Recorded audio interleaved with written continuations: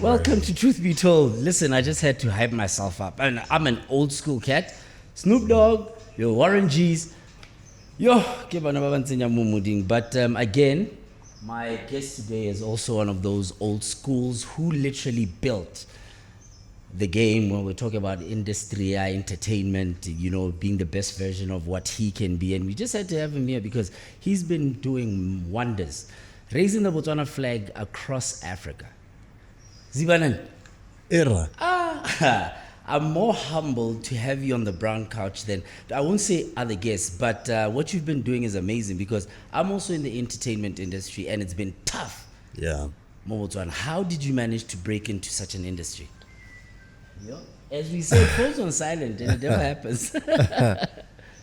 Well, thank you for the invitation. I think this is a big leap that I'm seeing here back home because I'm seeing a lot of enterprising from people such as yourselves. And I know somebody who's a practitioner of this media, I know that it's not easy, especially having to put together all of this, you know. So I always like to start these types of conversations by acknowledging just the amount of work that goes on, you know, behind the scenes. But I think with everything else, when you are in the moment, it doesn't even seem like you're breaking into anything.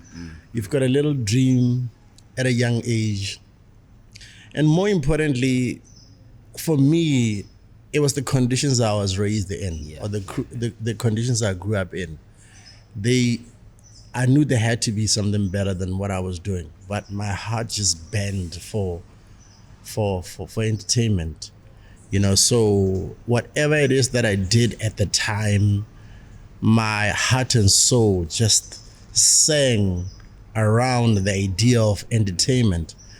But this was a long time ago, early 90s, where we didn't have as much resources. There was only one radio station at the time, RB1. So as far as inspiration was concerned, we were limited in that regard. Later on, RB2 would come, and we used to get, in Pico, RB2, I think it was once a week. Oh, let's go Pico. Yeah. But Uyalev.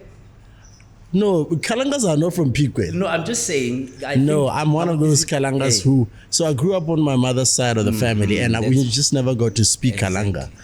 I understand, and also it's one of those languages that you have to put in practice. If you don't put it into practice, but it's also very easy to learn.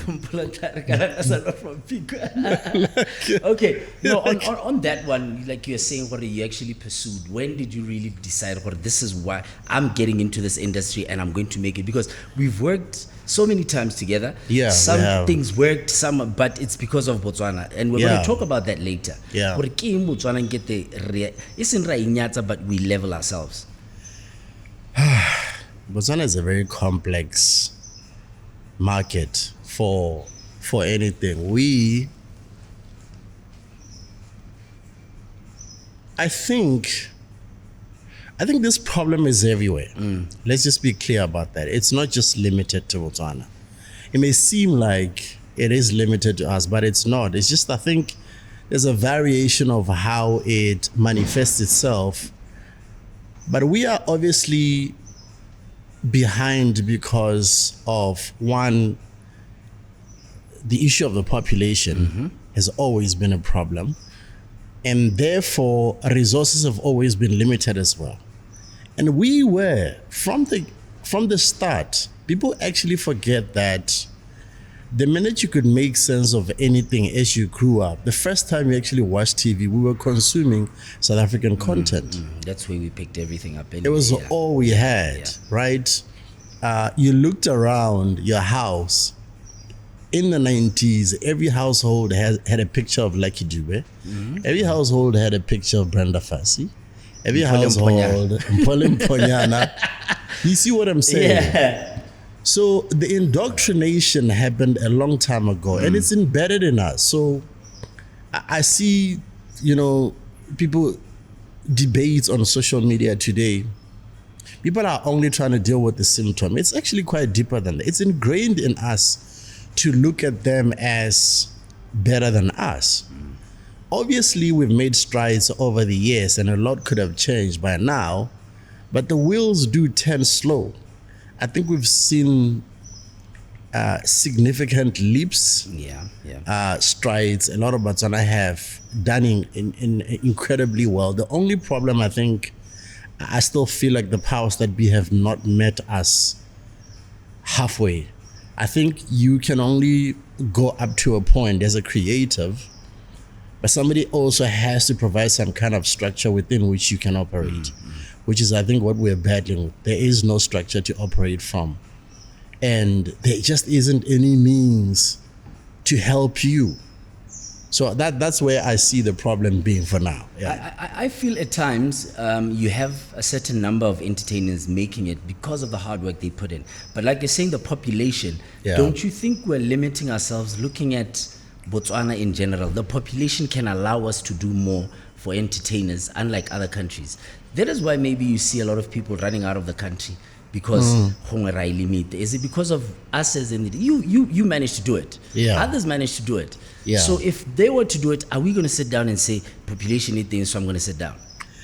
Not really. I think you're right. You're right in that some things are the onus is upon you as an individual to decide what you want for your life, right?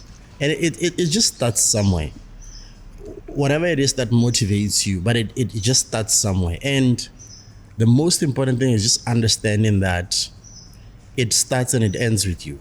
I understood that from an early age. No one is coming to help you. You need to do it. It may not always be the same for someone else. If you heard my entire story, the genesis of me as a person up to becoming a man, it's a story of trials after trial after trial. But it's also not a unique story. So just a quick example, and I'm skipping chapters here. So I'll take us back to Yarn FM, where my broadcast career started. Which show were you doing then? I started off doing a show on Saturday in the morning, mid-morning, and then I was later given the afternoon drive for the Saturday afternoon drive.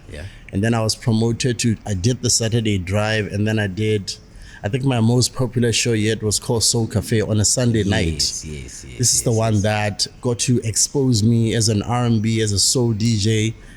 I became quite popular through that one, and later on I'll then move over to weekday, and I did the drive, the Zibanani drive, for a couple of years before I decided to leave. So now, I don't want to go into the specifics of what happened leading up to that. I think that's another story for another day. But there's something I want to communicate about, just recognizing your own path and knowing that no one else is coming, and deciding on the moment that, look, I think I need to do something. It starts from somewhere. My story started with one day I felt so despondent. I felt like I'd been doing it for too long.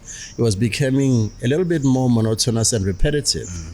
And around me, I seen a lot of misery. People were just not happy about where they were. There was a lot of complaining. This has been going on forever, for a long time. I had industry peers who were not happy about where they were. And I thought to myself, I'm like, it's very easy for me to join the choir and start complaining. Isn't there anything that I can honestly do? Like, where does it start for me? It started with this. I decided the first thing I was going to do was I was going to alter my image. I was going to change my image. Image consulting, generally, right. So I was like, the first thing I'm going to do is that, because I felt like if I felt good about how I looked and how I presented myself and how I showed up, then people will receive me differently, because it's important. How you show up is important, right? So that was the first thing I did. I signed up to Jack's Gym at the time. Yes. Then I went hear to where you're going now. So I signed up to, on my own, I just went to, I think it's the one in G West. Signed up, didn't know what the hell I was doing, and I started working out. The next step was to find the best design I could find. I went to, somebody led me, a friend of mine, Tuso, gave me 2 numbers. One was, I think it was Pensa's number, and then a gentleman from Malawi called Patrick. So I went to see both of them. Patrick came in a lot more cheaper. Pensa was slightly expensive, but I still started with Pensa. I said, listen, I think I paid him in installments of what, 4 times? So that's what I did. I said to him, I didn't know what a fitted suit was, but I'd seen people wearing fitted suits. So I went to him and I tried to describe it to him. He said, yeah. He explained to me, he said, no, that's a fitted suit. I said, no. So why does it look the way it does on them? And I look around and our people were just like, oh, what?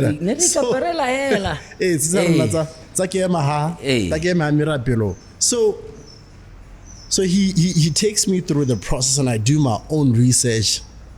And at the time, I remember, ironically, even I think soccer players were getting into fitted suits as well. It was all over the media and women were talking about it as well. So he did a suit for me. I think I had placed an order for like three different colors. And we started with one, and then he finished it. By then, I think I must have been on my 2nd month of training. Okay. That process at that time. Yes, I'm still at Yaron. Okay. That process alone, something just immediately changed in me. It just ignited something in me that I wasn't aware where it came from. So the way I was feeling before I started this had completely changed. I couldn't explain it. Confidence. I felt better. I was confident. Yeah. And then even how I showed up changed. And I knew that I was doing something right because people started calling me names. Or DJ wear the suit. You know, to you think it's an insult because you don't know better. But to me, it's like, okay, so then I've started distinguishing myself from the pack.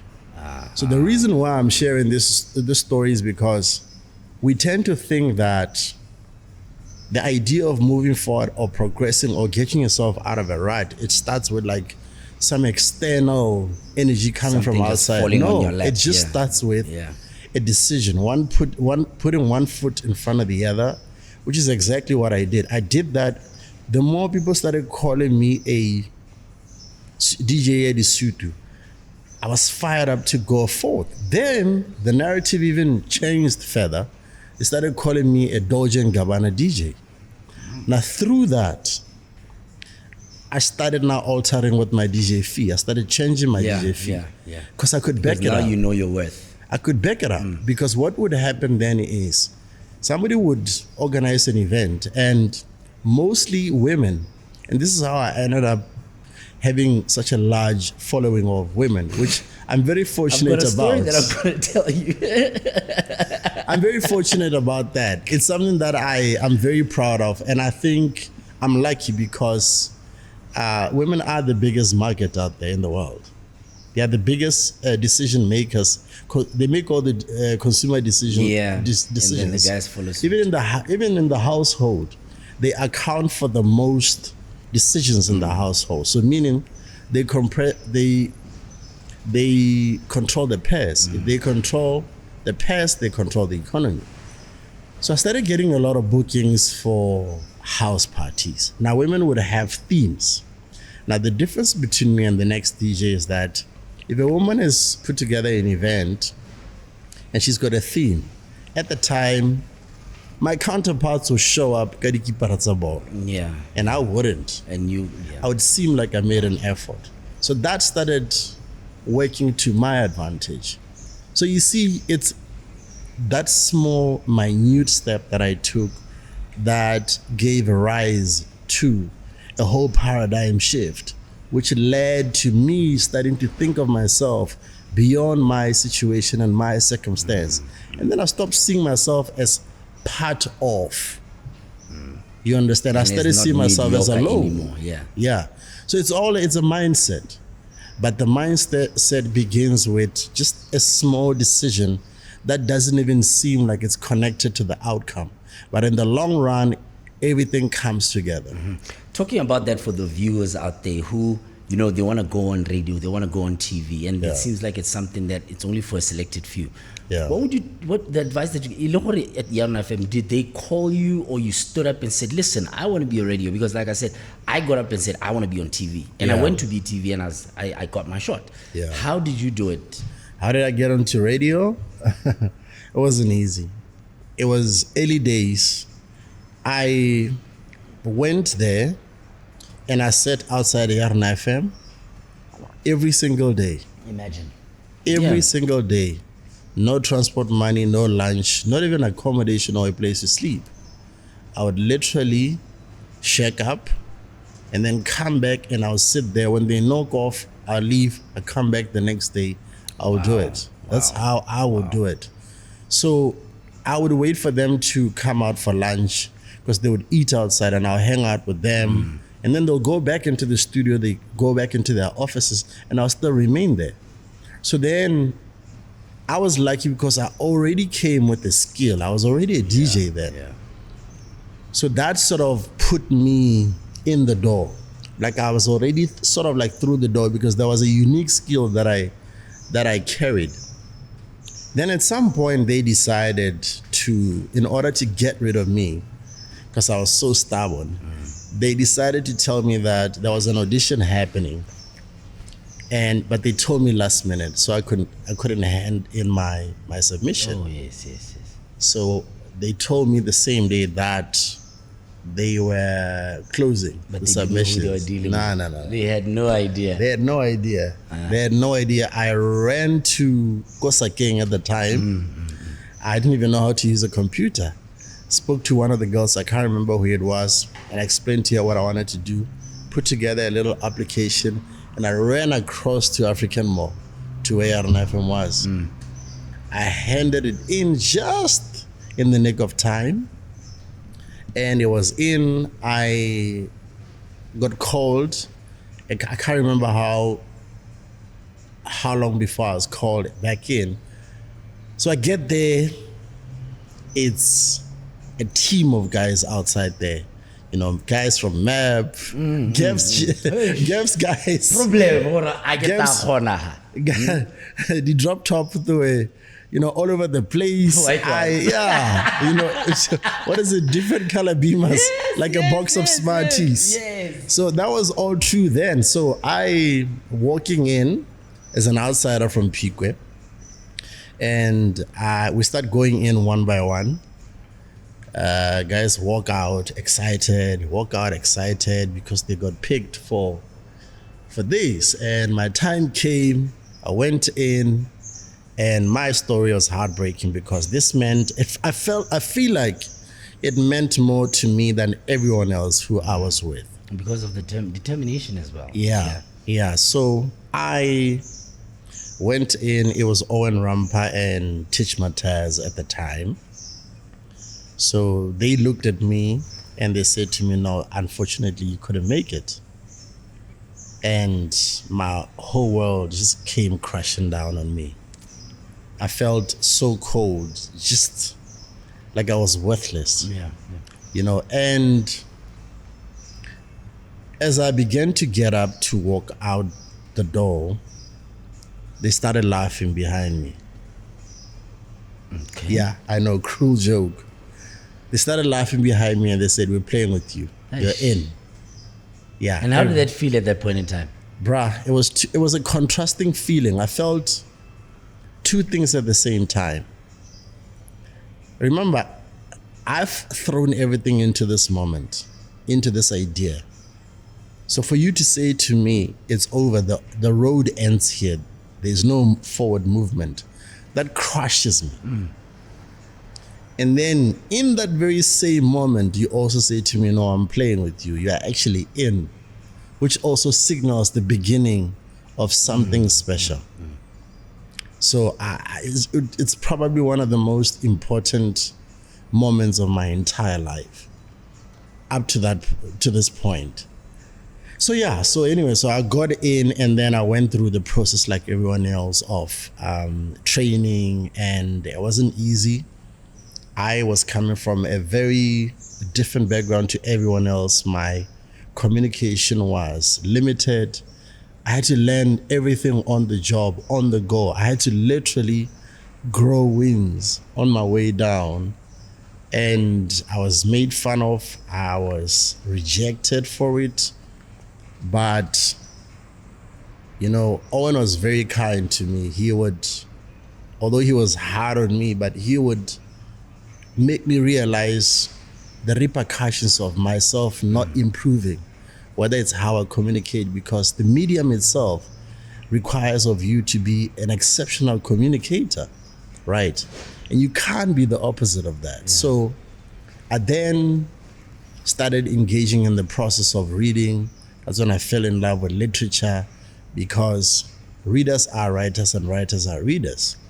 So that's how I started to improve myself. And then I just fell in love with the idea of just self-improvement, whether it's my image, whether it's just ensuring that I lead a healthy lifestyle. All of those things have always been a part of my journey. There was something that you don't actually remember that you actually taught me. Your hard skin.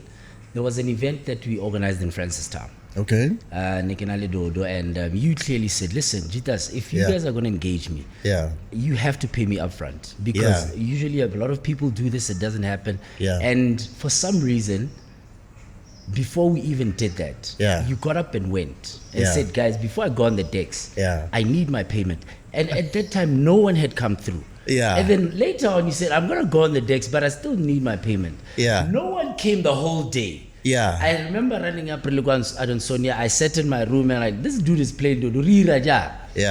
And after you played, you stuck around. But at the end, you came up and said, let this be a learning lesson. Get your sponsors together, get your act together, because it's not going to be by me. I'm going to let this one slide. And I got up and you know what? Chief, we need to really get things in. So they want so many things going on. But we felt that this was really a learning curve. And I think that really, really built you. Lemaloba, when we spoke, you stand your ground. But as we go on, Big Brother came up. Tell us about that. How did you decide that? And obviously that changed a lot of things. It did. It did. It was still part of the process of just forward movement, the pursuit of something that is greater than me. You see the idea that you're your only competition and you are the only person you need to be chasing. Like I'm chasing me at all times. So when Big Brother, the opportunity came, obviously I had already been on radio, and this time around I was with RB2. And I was enjoying massive following and massive numbers at RB2. It's a national radio station. I was quite comfortable in the context of Botswana. So when the opportunity came, I was told about it. The first person I approached was Bonnie. Because we had heard that they were... Just to add to that, do you know that Bonnie is the one who gave me my shot on TV? We were working together for call center. Oh, yes. And he called me up. I remember he was my team leader, and he said, Gugu, come here. We have an opening. This was for something else. And he said, can you do ABC? And I said, yes. He said, I do it now. And I thought he was messing around with me because he's a playful... And I did. He said, tomorrow, Zwagal, there's something going on. And I got the part. So, Horari, he's coming up with a lot of people. So anyway, I spoke to him about the opportunity. The reason why I actually talked to him about it was because our season of Big Brother, they were looking for pairs. It was the first time it had been done, I think. So they were actually looking for pairs from each country. Now, there was a sense that, and this is no knock on anyone, but there was a sense that Botswana had performed poorly. It was just how Botswana felt. They felt like the previous housemates didn't have as much of an impact. Although I think they did. I mean, Warna, I feel like she did. I think Zeus did well. So they felt like my personality at the time on radio would fit the bill. So you still had to audition. So I took my sweet time to audition. I was like, do I really want to do this? And I said, no, I'm not auditioning. So the day they were holding auditions, I had a gig in Joburg at the time. I remember I was with a couple of friends and we were driving to Joburg. So as we approached, the auditions were held at President Hotel. I was there. I was there. They asked me one question, because I was in a relationship then. Would you do anything in the house? I said, no. So it was insane. So I'm driving with my friends and I'm going to Joburg and I say, guys, can I tell you something? They said, what? And I said, I've got an opportunity to go audition for Big Brother. And they said, are you serious? And I said, auditions are happening right now, but the queue is obviously insane. And they said, no, let's just drive past there. So we drive past and indeed, the queue was long. Yeah. But what I did was, so we parked the car is still running, and I said to those guys, okay, cool, I'm gonna go audition. They said, no, that's fine. I go in and I cut the line, by the way. I cut the line, I went up, I cut the line. A couple of kids were actually upset with me. So I remember saying to them, in fact, I upset one of the organizers who would later become my friend. She's based in SA, her name is tRuTh. She likes to remind me of the story of how arrogant I was. I was. But I knew that it required that attitude. Yeah. I remember so we were going upstairs and there was a little opening at the end where, because you are outside in the stairs, but you go inside, right? Yeah. So as I was about to go in, I turned around and I looked at the entire line going downstairs and I said to them, guys, go home. One, and I said, the next time Limpona, I'll never forget these words. The next time Limpona, go airport. That's what I said. And I went inside and I think what really helped me, especially with my confidence levels, was one, I didn't prepare for the audition and I said to myself, I didn't want to do it. So my friend said, no, just go ahead and just try it. And I got there because I'm actually on my way to Joburg to a gig. I'm like, I don't need this. Right. Because I was starting to play outside the country even at the time. So I went in half-heartedly, approached every single question that they threw at me. So somewhat that worked. They found that to be actually quite fascinating. Yeah. Because what I did was, my whole audition, even up to the point where I did the interview in Joburg, I said to them, I don't recognize the show anymore. From the last one that I watched, which was Warnas, and I said, like, I feel like it's very one-dimensional in that you guys only put the same type of personality in there. And they said, what do you mean? And I said, let me give you an example. Is there any season where you don't disqualify someone? They said, they had to think about it. They said, no. They said, yeah. Every single season you've had to disqualify someone. They said, yes. And I said, same personality. And I said, is there any season where you don't have somebody threatening violence on someone else? And I said, same person. And I said, you may not see it, but maybe it's your process of how you pick people. Maybe it's time you picked somebody like me, because now I will not be coddle you. I'm not going to coddle you. I'll obviously tell you guys when you're messing up. So that's why they took me. Yeah. Wow. Yo. And I give people, why don't they bring it back? Because I feel, I don't know, maybe like you're saying, it's a bit tedious to have Big Brother Africa again. But as soon as it started, we started having hope because we wanted to go international. Yeah, bro. Something good happened out of it. Let's go. Yeah. Let's go. So that's fine. Before the whole Africa thing, you walked out with a companion. Makoti Alona. Yes. Tell us about that. And where is our Makoti, Chief? Makoti is back home in Tanzania. Well, I think. I would like to believe she's back home. She was from Tanzania. Everything that happened from that point inside the house to what happened after the house, all of that was real. People always say, was it real? Were you serious? Was it a game? I don't play with things like that. Also, just us, Botswana, we do not play with things like that. We don't use people. That's just not in our nature. We're not built. It's a game. Like even if it's a game, we're not built like that to do things like that, to be conniving and manipulative, especially on that level.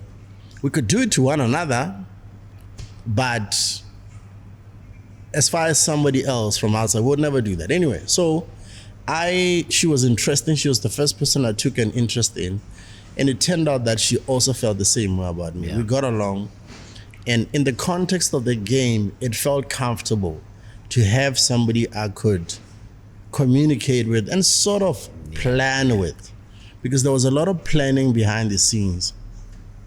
And although I was much of a loner, I still needed somebody, a sounding board, somebody I could occasionally bounce off ideas on. And that's how it started. It helped that she was a great person, down to earth. And very real, Real, funny, and beautiful as well. So that went a long way. And she came across as very domesticated as well, which was a plus. Huge added advantage. Exactly. So and she told me she needed me in the game and she wanted me to help her along with the game, and I played that role to the best of my ability.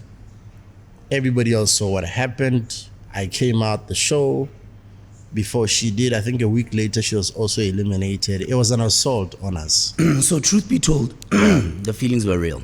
Yeah, I get it. absolutely. That's all that matters, like you're saying. Yeah, Absolutely. And we really applaud you as a Motswana to really uphold that part.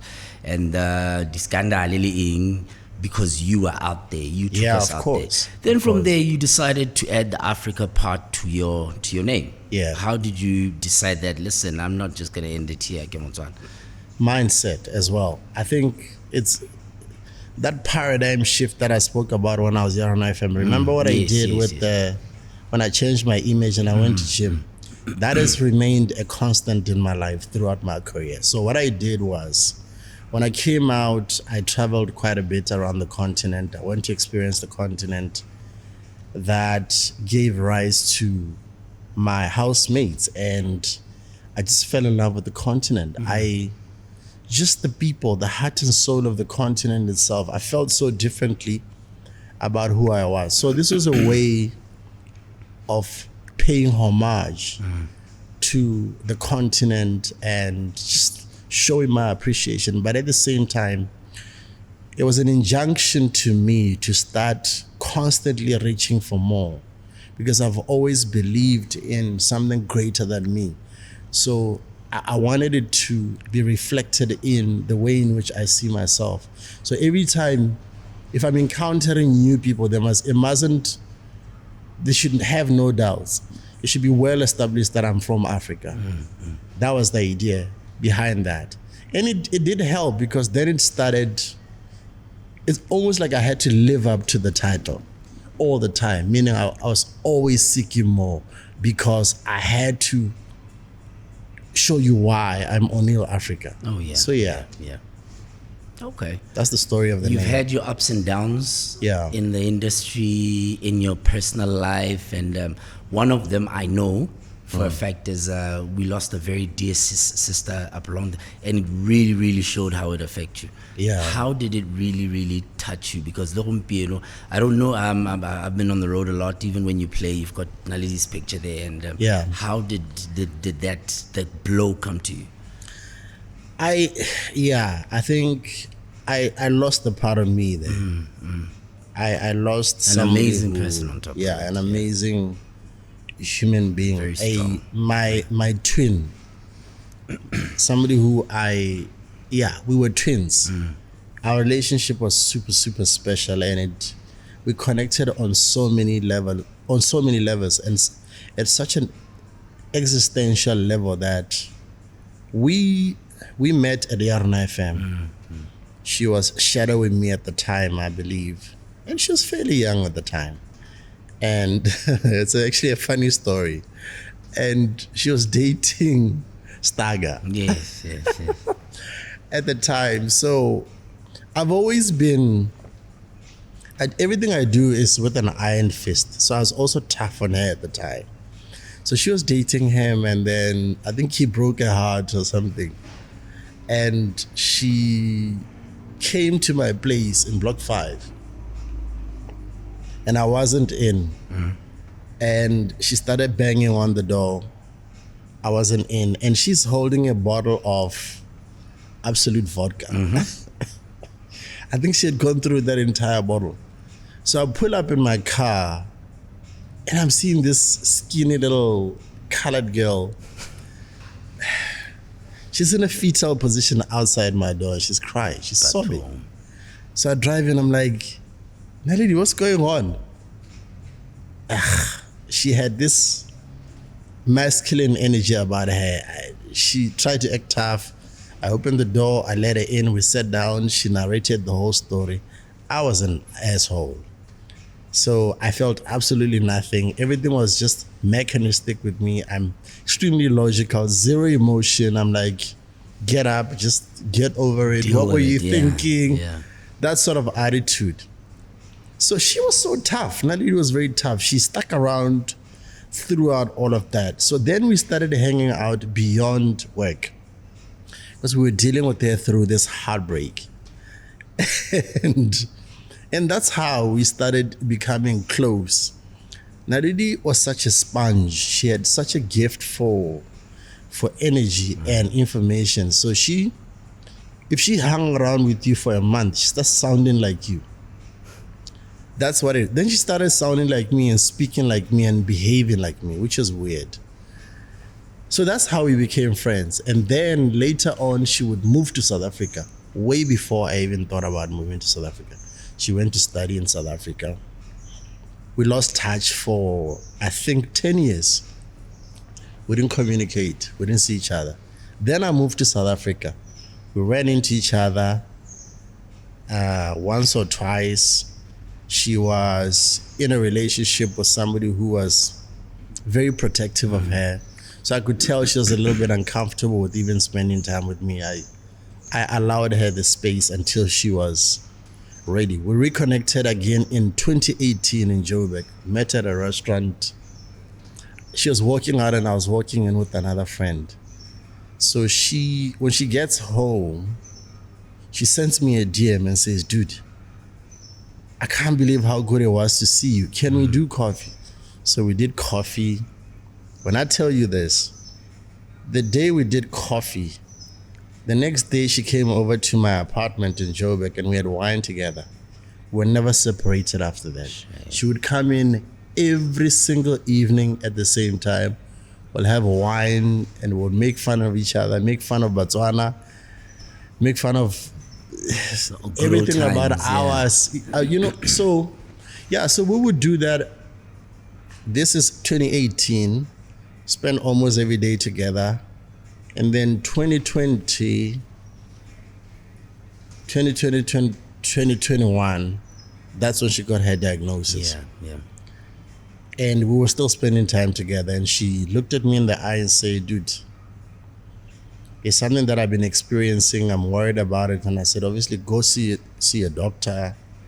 Back and forth with that. And she said to me, this is going to happen and you're going to hold my hand through all of it because I have no other family outside of you. My life changed. I thought I knew life until the moment that girl asked me to hold her hand through this process. So there are two realities in my world. There is the day she honored me by saying, please hold my hand through this. And I saw her right to the end. And there is dealing with the fact that somebody who was such a mirror of me, such a reflection of who I was, deep, was no longer around. The jokes were on me now. The jokes were turned on me. There was no rebuttal. There's no longer any rebuttal. If I'm dissing her, she can't diss me back anymore.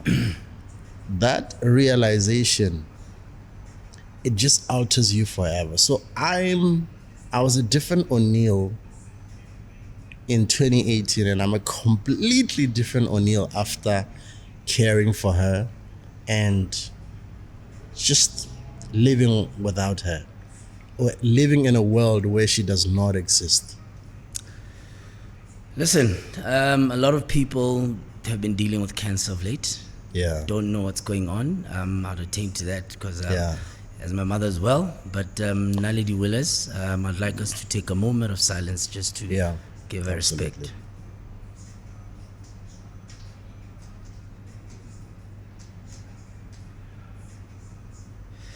May her soul rest in peace. Yes. Hey, ke teng ka bona le sengwe motho a re kgatšhanyana tota ebala go rile. Then I'd like to move on to, listen, I don't like us to be too much on the rigid side. I'd want, the fun side. Like you're saying, you've had Yeah. your ups and downs. Before we go to the downs, what is your up of all this with what you've attained, where you've been, and what you're doing now? Yeah. And just generally sharing it with the viewers out there, or if you can do it, if Oneal can do it, you can do it as well. Look, I don't want to lie and pretend that it's easy, because even the idea of success itself, I've had to learn quick that it's a mindset. It's just the fundamental truth about success is that it's a journey. It's not a destination. It's a mindset. It's your drive. That's how I've always seen it. So, and these are things that I would learn along the way, because there was something I was always chasing. I wanted to see myself in a certain type of car. I wanted to see myself in a certain type of environment. And that was an immature way of looking at life, until I realized that actually success is in the journey. Like, that's what success is, just a mindset. When you divorce yourself from or disabuse yourself of the idea that there's a special place or something special has to happen in order for certain things to occur in your life, you're thinking about life wrong. So for me, it has always been about, okay, now that I've done this, what else can I do? It's always been about that. I'll give an example. I came out of Big Brother, I moved to South Africa, and we started podcasting. I joined Gareth and we did Cliff Central. Yeah. After Cliff Central, we did Touch Central with tRuTh. After that, I did Touch HD with tRuTh. And then midway through that, I went back to Cliff Central because that was always my home. And then halfway through that, I said, nah, I'm taking a break from all of this. I want to go into business. I met my current business partner and we went into food. And Okay. restaurant. Yes. So we set up the fish and chips, and we opened a bar. We opened a pizza joint, and some of them closed during COVID because this was just at the cusp That was terrible. of COVID, and we left the 2 stores now. So I had to immerse myself in the process of just understanding how that world works, because it's a space that requires full focus, full attention, and micromanagement. If you know anything about hospitality, it's brutal. Yeah. It's absolutely unrelenting. So that's what happened. So I had to learn the ropes and throw myself into the space that I had no knowledge of, and that required me to focus entirely. I'm not afraid of one failing. I'm not afraid of starting. This is a big problem that we have in our community. People are afraid of being the first to start something because they don't want to look ugly or bad while they're failing at first. It's a huge problem in our industry. So how many failures did you hit before you actually got it? There are a lot more than wins, and I'm still failing to this day. When I lost the stores and having to pay salaries without earning any money, those were losses. I continue to suffer losses. I continue to get rejected, even by my own country.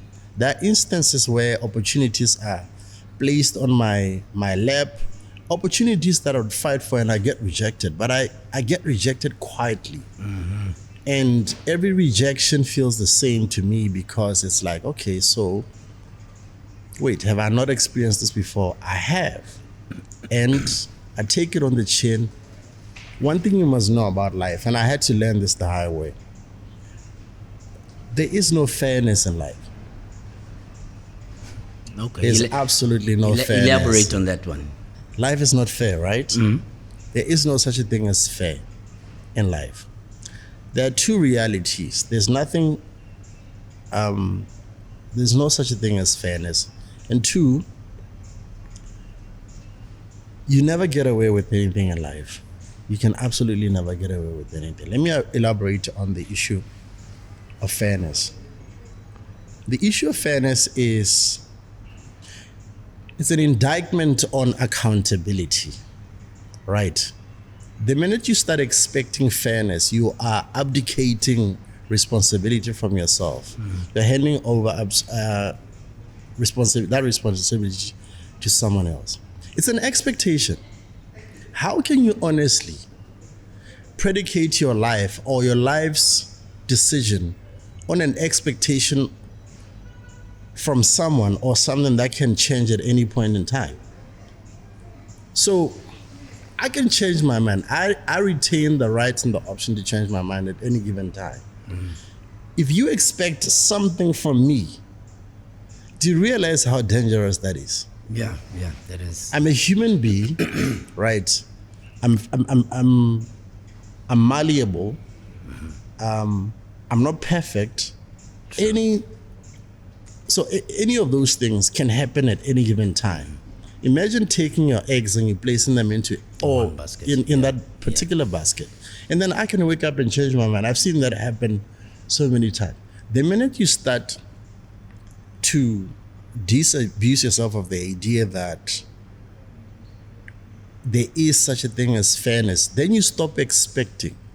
Or when you do fail or something doesn't go in the way in which you expect, you are able to handle it better. Because I can't think of anyone who's ever said to me, this was fair, and it was actually fair. Right? So it may have worked for you at that particular point because of your bias, right? Because of what you were lacking at the time, right? You were looking for something and it got handed to you. That doesn't necessarily mean it's fair, right? Not even. It doesn't mean that it's fair. So, and I know this is a hot take. This will probably get debated over time, but my philosophy is that there's no such a thing as fair. Life is just not fair. And the sooner you learn that, the better. You move through life better, and just understanding that life is not fair. Get up and dust yourself off and try again. Yeah. And I've seen that you've been coming to and forth to Botswana for some time now. What is the reason behind that? What can we expect? There's an event again you're doing, which is completely different. Yeah. So, well, apart from the fact that this is a home. Yeah. True. Okay. True. I constantly have to come check on my folks. And there is no place like home, man. There's just a heart and soul about my country and my people that I miss, So every now and then I have to sort of come and connect to the source. Yeah. Even though after a week or two, I'm already tired of the source. So, I bet already. Whether it's on the roads or just like, okay, enough. I'll see you guys again in a month. So that's our relationship. But I've decided to test myself in the worst way possible. I've been thinking about doing an event that could challenge me. And I decided that was going to be an event where I'm backed by an orchestra. Yeah. Look, this is not a new concept. Okay, yes. This is not a new concept at all. This is something that has been done by a lot of greats out there. Black Coffee, Scorpion Kings did their version recently. Kelvin Momo, you name it. And Botswana have traveled to go see these things. But beyond that, orchestra is possibly the highest level of excellence, complexity, and artistry. Yeah. So I wanted to be a part of something, or my story to involve a time in which I challenge myself through an orchestra, because having to put together such an undertaking is not an easy thing. just the elements that have to come together in order for this to work. Yeah. They test you to your core. It doesn't help that I've got a market that has never experienced an orchestra before, so people don't know whether to be excited or nervous. No, this is very exciting actually, because I hope it is. It's showing the talent. You're dealing with live. Yeah. You know, you're dealing with different individuals. Usually you are there. You're just by controlling myself, everything, but now you have to like orchestrate word. and fit everything. I feel that's not nothing easy. Imagine Botswana performance coming together. It's just like being incorporated into the orchestra, and we just create this showcase for a solid 2 hours. Just the spectacle of Botswana talent, raw talent, and just behind this orchestra, all elements coming together to form this symphony at the same time under one roof. I think there's nothing beyond that for me. Yeah, I think as that's it stands, huge step. Even if 5 people showed up, but we were able to get all those elements together, it will still have made my life. I hope we can learn to celebrate ourselves as Botswana. And how we celebrate ourselves is getting up and deciding, I want to make sure that this is a success because I see myself in Oneal. I see myself in this. So when is this, by the way? 28th November. 28th November. Yeah, we are less than a month away now. And I could tell that even the ticket prices, you have your target market. Yeah. If you can make it, you'll make it. If you don't make it, wait until you see this one. It's going to push you. The ticket doesn't even begin to cover the costs. It doesn't. Think about it. From an orchestral one, an orchestra does not exist in Botswana. It doesn't. In order for you to get one, you have to build it. So that means you have to get different types of musicians and bring them together. But make sure that they also, there's an element of symbiosis, like they have to be able to go together. And it's your responsibility to do that. You have to get a technical person, you have to get a conductor. Never mind the expenses that come with the flying people, taking care of people, and you're inviting people to JICC for something that they've never witnessed. What are you giving them?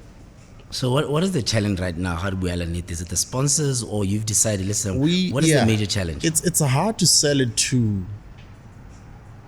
It's not an obvious sell, right? It's not an obvious sell, so therefore it's not easy for one to jump to my aid to say this is what I'm gonna support. When you are hosting, let's say, Piano Sunsets, I mean, these kids are doing well. Congratulations to the work that they're doing. But I feel like we are not one thing as Botswana. Botswana, we are very complex beings. But we tend to treat ourselves as though we are monolithic, as if we're just one thing. We're many things. This is just one of those things that we are, where we are complex beings. So we are not celebrated, or we don't celebrate ourselves as complex beings a lot. We only do that when we travel to Dubai or when we travel to Cape Town or Joburg. There are a lot of people who generally do not go out in this country not because they shun upon what's going on out there, but it's just not invigorating enough for them. So here's an idea. How about, for the first time, we don't even have to fully understand it. But to say, I'm trusting in this young man's vision. I'm trusting that the 20 years he's been in the industry, or the 30 years, the journey that he's traveled up to this point, the fact that he went to Big Brother and came out and gave a good account of himself, I'm going to allow myself to trust him with this one thing. But let me give him this opportunity to show me what it is that he's been building, or what he thinks we can do. My goal is for us to sell out GICC. The same way Casper was able to sell out 75,000. We only have 1,300 people to sell out GICC. It can be done. It's a one notch in our belt. After that, we can sell out 5,000. After that, we can sell out 10,000. But can we have different types of and different levels of entertainment in this country? Can it not be the same thing over and over again? Because it laughs in the face of how deep we are as a people, because it makes it seem like we're one-dimensional, and we're very complex beings. The complexity of it, I feel like truth be told, Batswana remabina go tsholwa. You want to see? No, listen. We want to see even our athletes. You might find that they're not even supported, or even. But as soon as they come back with something, we are the first people to celebrate, which is okay. But I feel we need to now, like you're saying, believing in a change that is someone someone is bringing, and saying, "I'm gonna take a leap of faith." I feel, listen, truth be told, will actually support that. Maybe you might just find the brown couch outside and just be a part of it, because yes, we grew up in Wanamo TV, but this one we need to follow up on it and say, listen, if the next one is going to come, we're going to be there, and we're going to show Botswana and the world beyond that we do support different initiatives in our country. The period we exist in right now, and I want this to be the takeaway: collaborate or die. The current climate that we are living through, whether it's politically or economically, whichever way, you either collaborate or you die. If you don't collaborate, you will perish. Everybody's waking up to this reality. I'm seeing it in South Africa. I'm seeing it in other industries. The world over is learning that you need to be able to collaborate. So we are not special. We have to be able to collaborate. Otherwise, it's better to share an elephant than to keep a rat to yourself. It's just something that we've been wasting our lives away with. We fail separately instead of failing together. And it's just, the logistics behind how Botswana deal. Oh my, Yeah. On that tip, I'd like you to give your last words, especially to upcoming, especially to those who are already there, especially to potential sponsors, especially to people who would like to support what Botswana are trying to do now. Just the dream and seeing, following your dream. What last words would you have? I think demand more from yourself. Just demand more out of yourself, because you are more. You are absolutely more. Demand more from yourself. Look beyond the borders. Just let's move away from using our population as an excuse, because look at what's happening with William. Yeah. Look at him. Like, what does that say about population then? He's got millions. He's one of the most followed creatives in the world. That has very little to do with population. It's got everything to do with what he decided to think about himself, that I'm actually more. I can be more.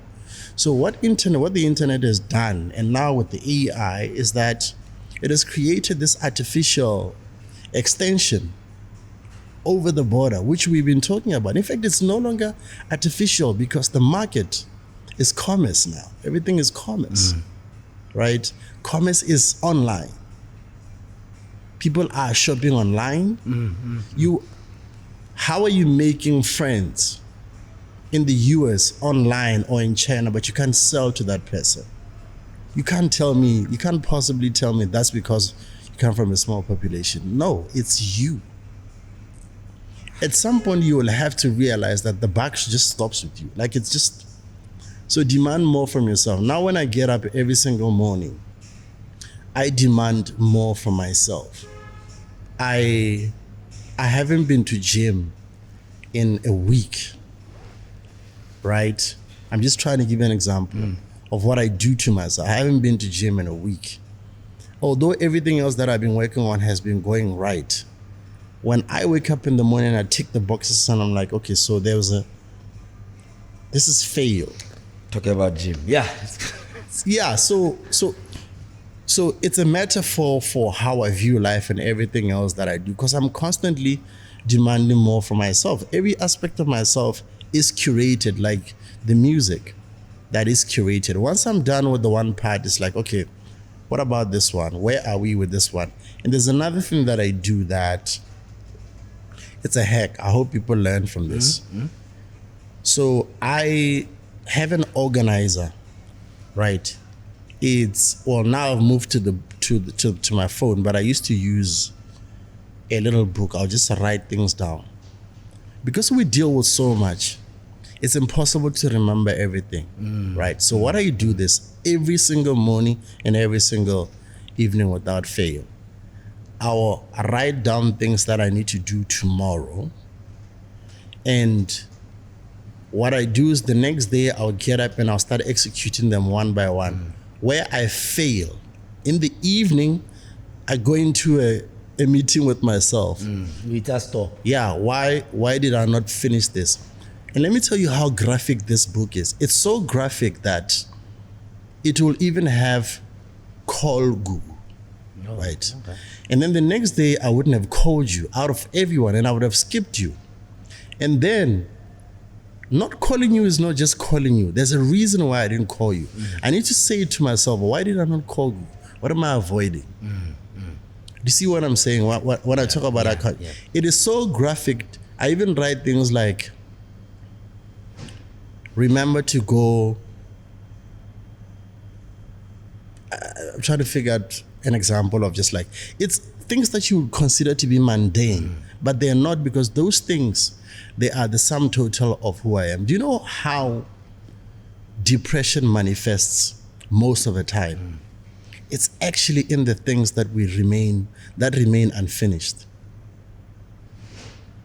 Most of the time. And I'm not trying to minimize depression to say that's all it is. I'm just saying one other way of how depression manifests, it's in the unfinished projects, especially for us men.